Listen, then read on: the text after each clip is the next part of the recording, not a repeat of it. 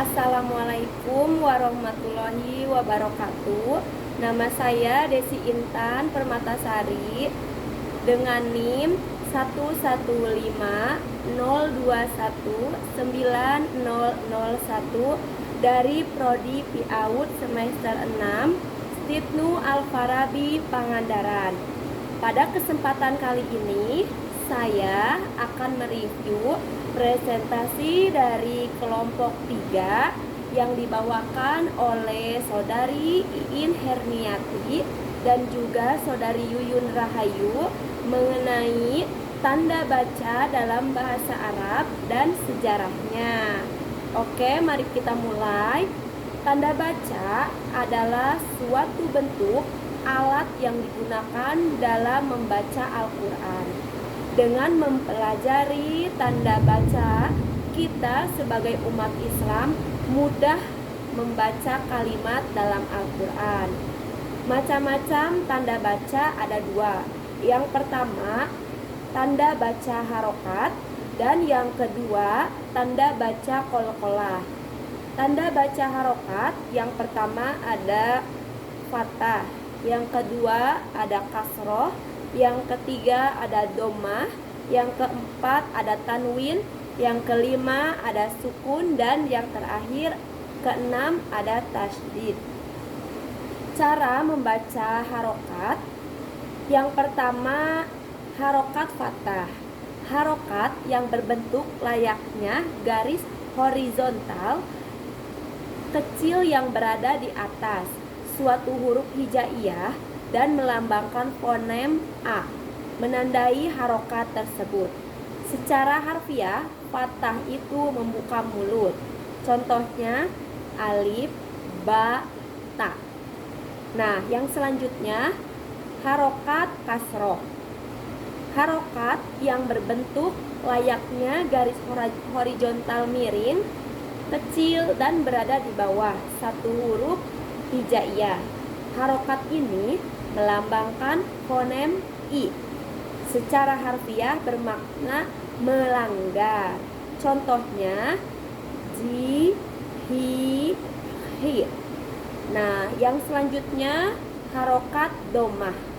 Harokat ini berbentuk seperti wawu kecil dan terletak di atas salah satu huruf hijaiyah.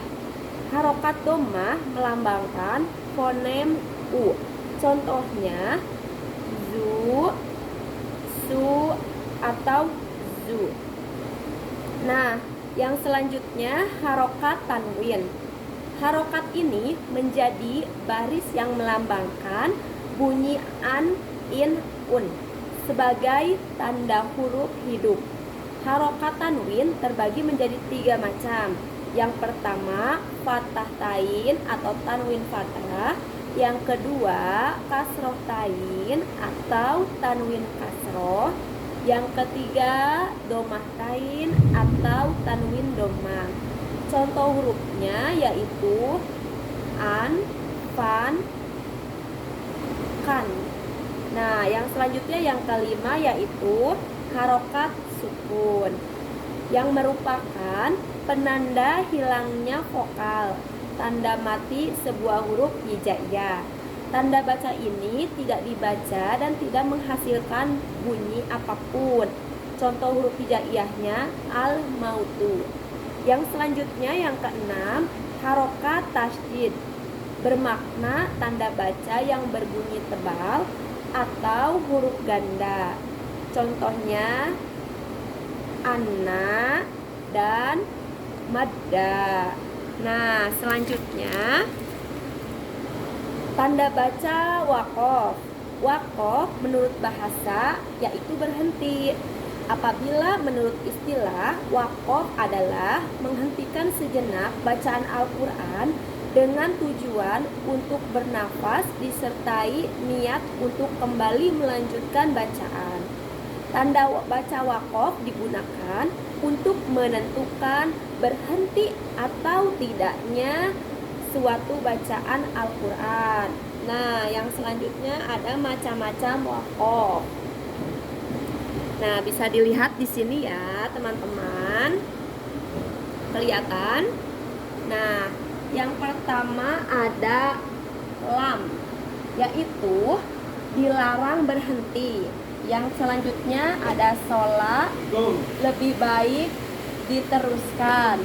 Yang selanjutnya ada jim, boleh berhenti atau meneruskan bacaan.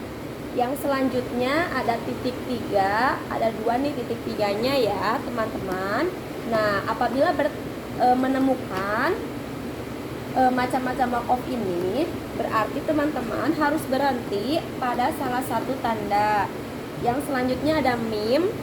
Nah, ketika teman-teman menemukan mim di akhir bacaan, diharuskan berhenti. Nah, selanjutnya ada kola.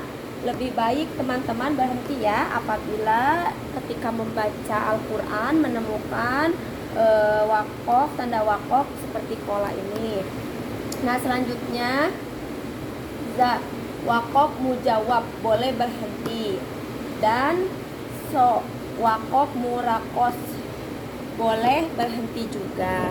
Nah, selanjutnya mengenai sejarah tanda baca dalam bahasa Arab pada fase ke-1 zaman Khalifah Muawiyah, yaitu peletakan tanda baca titik pada tiap kalimat.